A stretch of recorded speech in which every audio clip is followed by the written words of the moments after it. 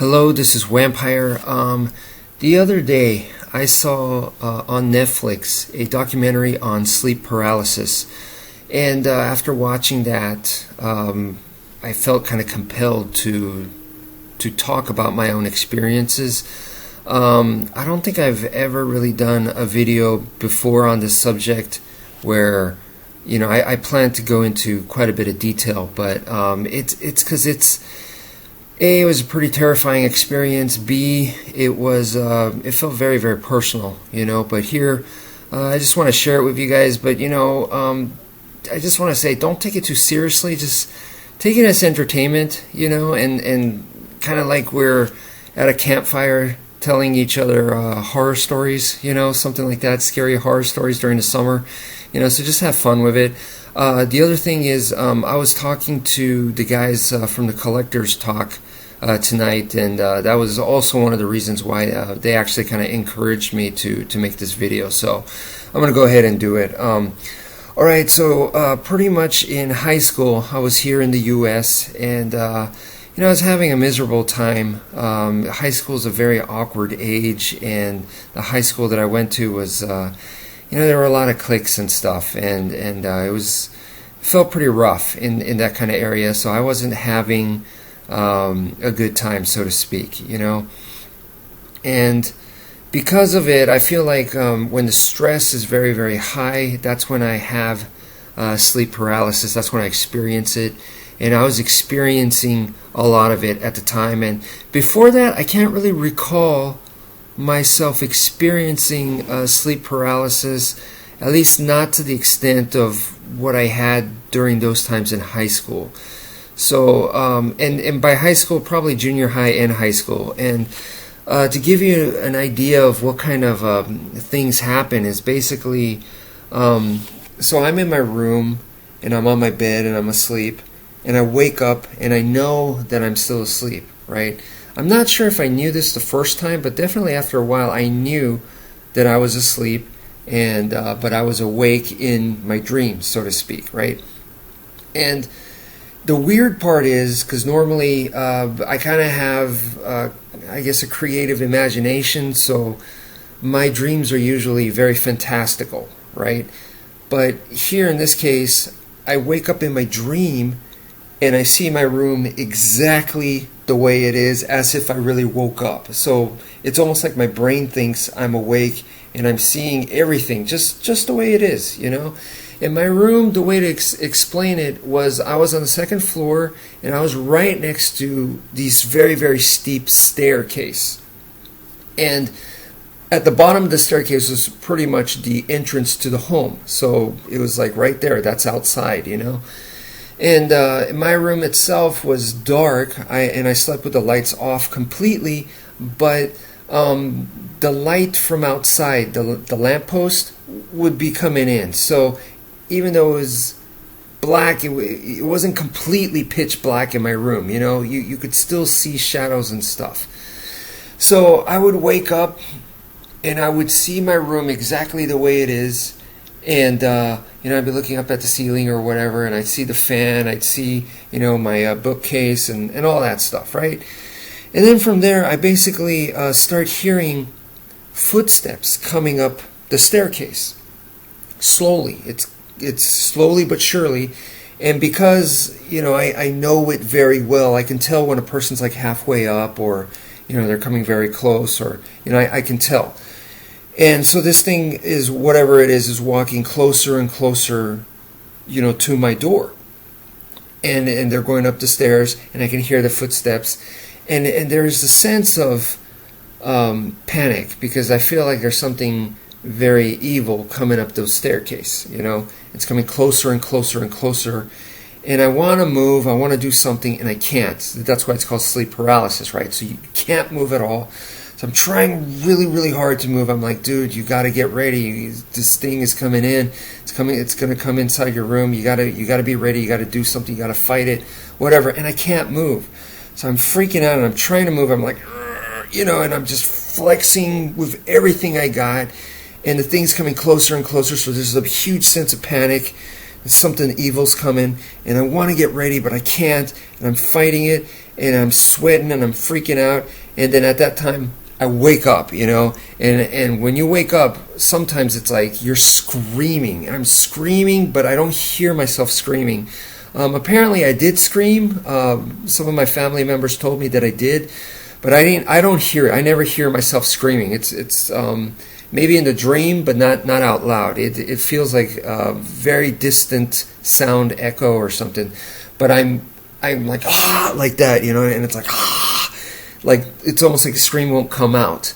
And I wake up, so I'm upright like this, and I'm breathing really, really hard, and I'm drenched in sweat, and I'm tired because I was flexing. So it's like you're working out really hard, like you're flexing with all your might, all your muscles, and you're trying to move and you can't. So that's a workout right there, So I wake up just drenched in sweat. I'm super exhausted because I guess it's like being in a seizure for like 10-20 minutes. Just imagine flexing for 10-20 minutes. It's going to wear you out. So I'm super tired and stuff, right? So that's pretty much the norm.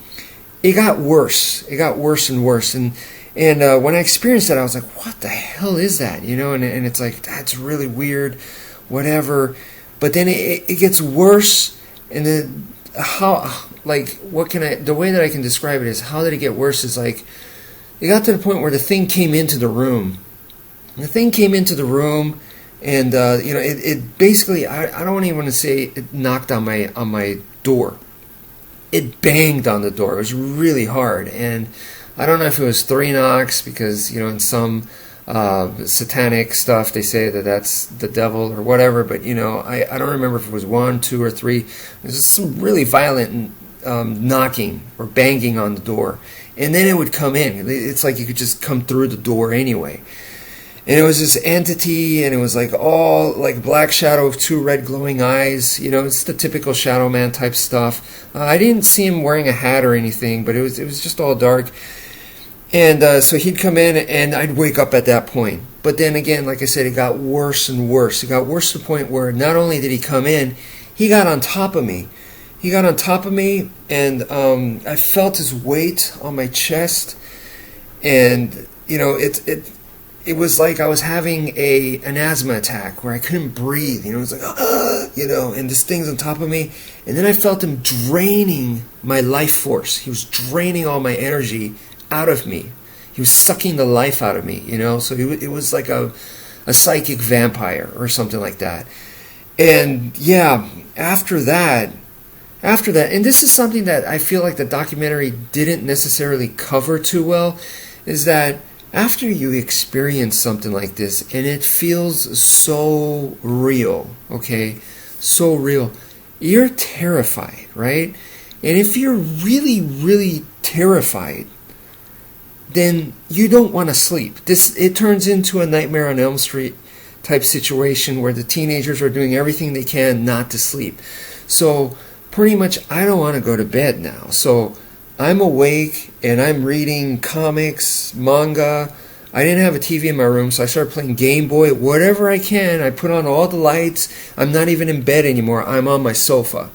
And I'm doing the best that I can not to sleep. And sometimes I doze off because I'm so tired, but I'm on the sofa, so I don't get full sleep. That's the main thing. If I don't get full sleep, this thing, it's not going to attack me type thing. So, I try to stay awake the whole time, right, from that point. And that thing happens usually, 2 o'clock in the morning, after midnight, something like that.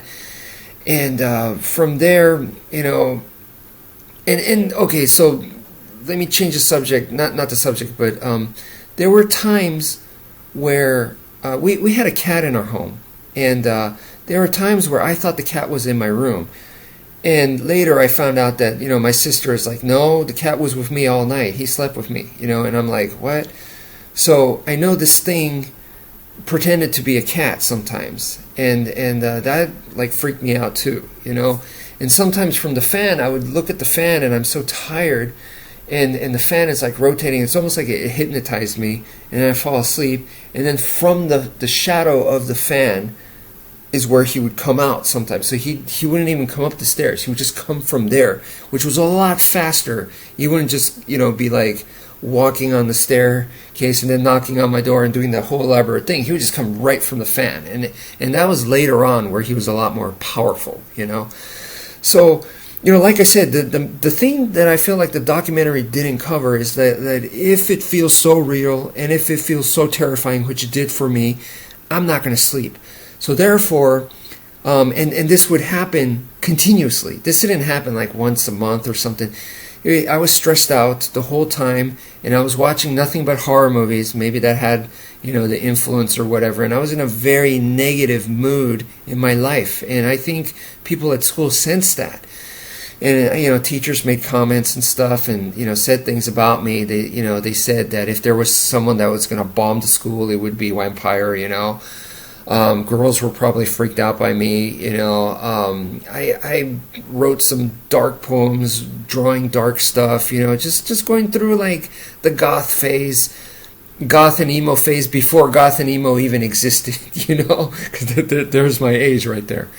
But so I was just in a very bad place, mentally, even physically, because with asthma and stuff, I was very weak, and so mentally, physically, and spiritually, I was just in a terrible place at that time. And okay, so at school, I would be so tired that I would have to sleep there, and I would like doze off in class, and people thought I was just very eccentric. They thought I was just a weirdo. He's an Asian guy, but it's not like his grades were good. He can't do any sports. So it was like he couldn't do anything well, and no one knew that I did martial arts and stuff like that. And so anyway, I would doze off and stuff and try to catch sleep when I could, wherever I could. That's how it was. And during the whole day, I wasn't paying attention in class because I was worried for my life at night. I was like, this thing's going to come over and suck my life force again, That's what I'm worried about. So I'm not... Yes, I liked girls. I was obsessed with girls or whatever. Or, I was into video games or comic books, of course. But there was something happening in my life that was worse than any bully. It was worse than any of that stuff. It was just some freaking demon or something, a vampire demon at night coming and attacking me. And I didn't know what to do. And one time, I actually told my mom. And my mom, she was like, basically, I was like, Mom, seriously, let me tell you. And it's not like I really had that good of a relationship with either of my parents. I was very close to my grandma, but no one else really. So I was pretty much alone. And so I told her, and she was pretty much like, you should go to a church. And I did, and it didn't help. And when I was in Japan, I had a mentor who was very, very intelligent. He was like educated in like a ton of different religious forms, and so he knew a lot about religion and history and science, and he's a genius.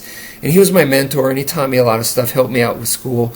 And so anyway, when these things were happening, I was like, I didn't care if it was, Buddha, Vishnu, whatever, I was praying to everything and anything, going, please help me, Jesus, Yahweh, whatever, and nothing seemed to work. And I did research stuff. I was like, what can I do to fight this stuff? Do I need to buy crystals? What do I need to do? And like I said, things were so bad that you're not getting any sleep. And you're dead tired because a human being can't go without sleep. So I'm sleeping at crazy places during the day and stuff. And I'm tired like all the time because I'm not getting proper form of sleep. And one of the worst things that could happen is you have one of these sleep paralysis attacks, and this thing's like on me, attacking me, and I wake up and I'm breathing hard. I'm like, oh, thank God, and I'm putting on the lights and everything, and then I'm like, and I'm drenched in sweat, and then I feel myself being pulled back because I'm so tired. So I'm like falling. I'm like, oh no, and then I fall right back to sleep, and I don't know if it's going to continue right where we left off, or if it's going to start over the whole process again, and it's going to attack me again, or I don't know what, And sometimes it did, so it was like super scary. And like I said, I try to keep myself awake, and that's when I also started getting into martial arts, like around junior high school. That's when I really started martial arts and got into it big time. And I told myself, like, okay, I need to make myself physically, spiritually, mentally stronger so that I can combat this thing. And every night, instead of sleeping, I would exercise. I would work out. I would do the splits. I would, do push-ups, sit-ups. I would do my forms. Work on the Heaven 6. I would do all that kind of stuff, at 12 midnight on. All right. So before that, I would try to sleep as much as I could. And so basically, I never saw my family. Almost, like, you could ask them during that time. It's like I hardly had any contact with anybody, and I just kept to myself, not with a whole lot of people, and just kept all this stuff quiet to myself. And I'd go to like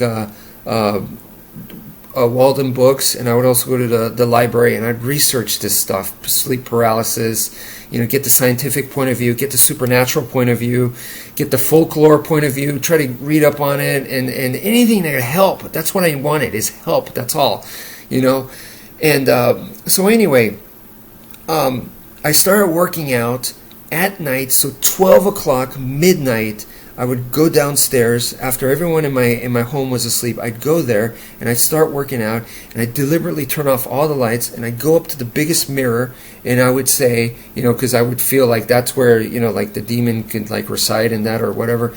And I was like, okay, you want this? You want me? I'm going to train, and at my peak, when I get to my highest level, or when I get much stronger, then we're going to have a showdown. So until then, I'm going to be working out, and we'll see who survives until the, because I was like, I'm sure you want a stronger body. You don't want a weak soul. If you get to choose your pick, you want a stronger soul, in your possession, I'm sure. So I was like, that's what I'm doing. And then we're going to have a showdown, I'm going to go face to face with you. So I talk to the mirror, and I work out in front of the mirror. I put the lights off completely so it'd be extra freaky. If there was a Candyman or whatever, that's who I'm talking to, And so that's what I did every night. And it was really freaky for me, because also around the same time, there was that movie that came out, the Bruce Lee story, Dragon, the Bruce Lee story, and in it something similar where like the Jason Scott Lee, Bruce Lee character, he sees a demon, and basically the demon it's like wants his soul or something, and also looks at Brandon. And then shortly after making the movie The Crow, Brandon Lee passed away too. This was all around that time for me. So I was like, whoa, it's like, this is really weird. Am I in the same boat here? And it's like, why does it want me? I'm nothing special. My skills aren't good. I'm not famous. I don't make an impact on the world. But I was like, okay, whatever. And so I just trained myself, worked out, and basically I felt like I got to the point where I became strong enough, and then finally it was like, all right, this is the time. Tonight is the night. So before I get there, and before I had my showdown, first let me say that when all this was happening, and before I figured out the proper time where I could sleep during the day and stuff, where I could figure out a sleep cycle where I don't have to sleep at night to avoid this thing, I was so tired all the time. You got to the point where you couldn't tell, you were delirious, so you couldn't tell what was a dream and what wasn't a dream. And this was probably at its absolute worst, because I would be awake in class one moment, and in the next moment I'm dozing off, and then I would see like a coin, which I put the coin on the textbook so that I don't lose the page. So I put it there, and then I'm looking at the coin, and I'm like, will the coin move? And I'm trying to psychically move it, and then it moves, and I'm like, the coin just moves, and I'm like, whoa, did I just do that?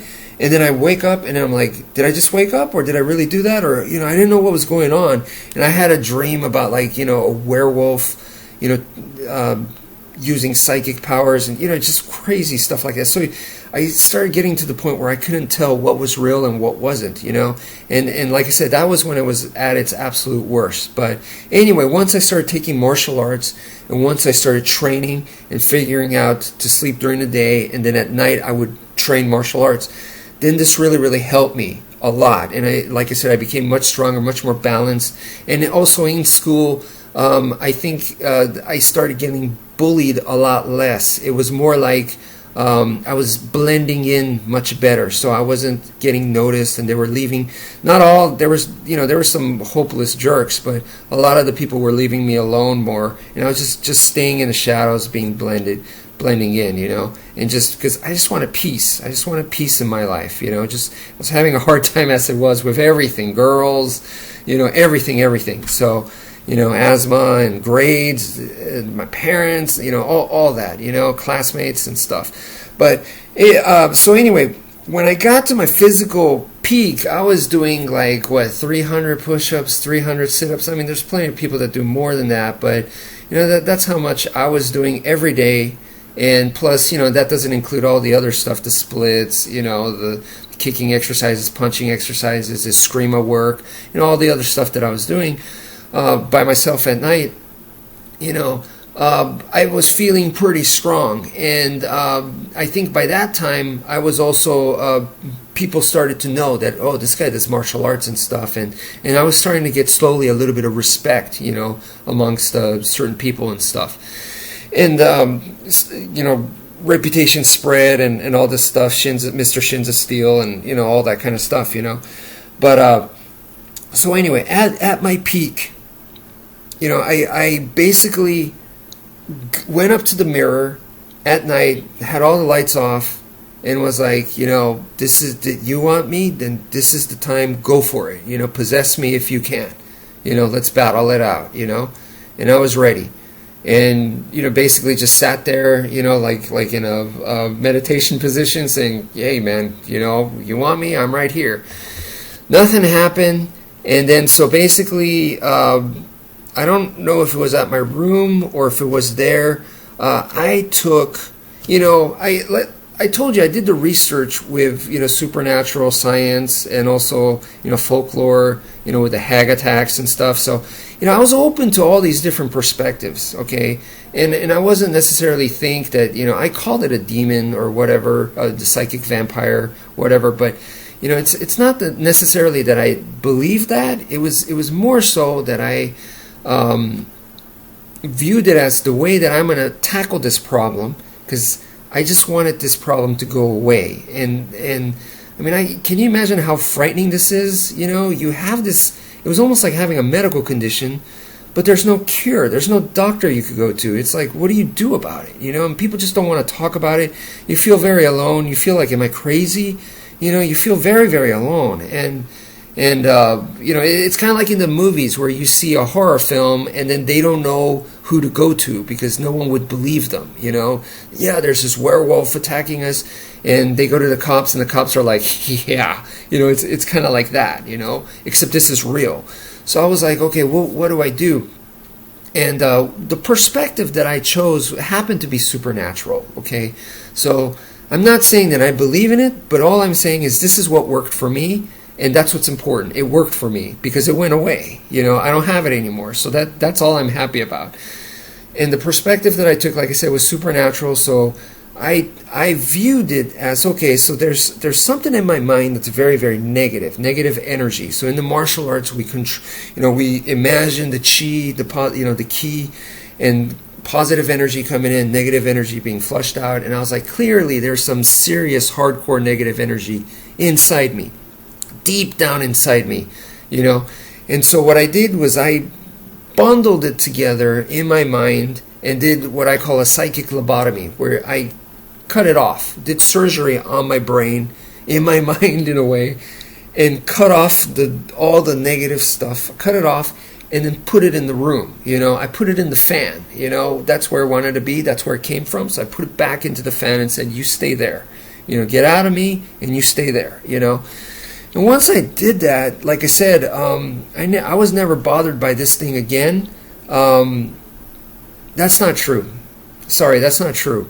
I was more like in harmony with it. It was there, and we communicate it now. And now I could visualize, and it's just an energy being, so I could give it any form I wanted. So, I imagined it was like this really cute vampire girl, and I drew her and everything, and I put her up and made a poster, and I was like, that's you right there. And I named it and everything, and gave it, like I said, a name and an actual character and everything. And so I would speak to it, and we got along. That was great. That I was like, because I couldn't just get rid of it, so I had to. That's right. I had to get along with it first, you know. And once I did that, I remember my mom saw the poster, and she took it down immediately. She was like, "It's really creepy. I don't know what it is about it." And I didn't tell her what it was. I was like, "Mom, do you like my drawing?" And she was like, "This is really bothering me." So she had to take it. I don't know if she threw it away. I can't even find it anymore. And I got along with it to the point where I was like, "Hey, if anyone comes into my room, I want you to mess with them." You know, like Egyptian pyramid, you know, with the Pharaoh's curse type thing. I was like, do your worst, you know, you mess with them, make them feel uncomfortable, you know, give them psychic nightmares, drain energy from them, do whatever you want, you know. So I give you permission, please protect my room. This is our room, you know. I talk to it like that.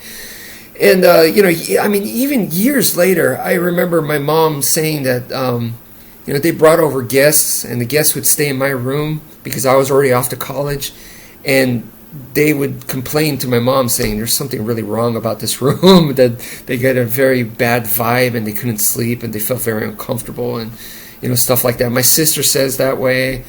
She doesn't want to be in my room at all. You know, she says there's some kind of negative something in there, and I'm like, you're right, there is, you know. But right, you know, but that was like when I was in high school, early years of college. It's been so long since then that it's, you know, she has gone away. That's my psychic vampire is gone now. You know, the energy just, I don't know, it just dissipated and got back to the earth or something like that, you know. But yeah, it was a very crazy experience, and that's how I overcame it. And you know, like I said, take it as a grain of salt. And I hope you enjoyed my story. It's like almost 30 minutes. So if you've listened this long, thank you so much. I hope you found it somewhat amusing. And you know, if not, you probably think I'm totally crazy and stuff. But yeah, it's something that it was a chapter in my life, and it's part of where the name wmpyr comes from, and it means a lot to me because it also gave me another purpose for martial arts and stuff. So anyway, that's it for now. Thank you for listening, and take care, folks.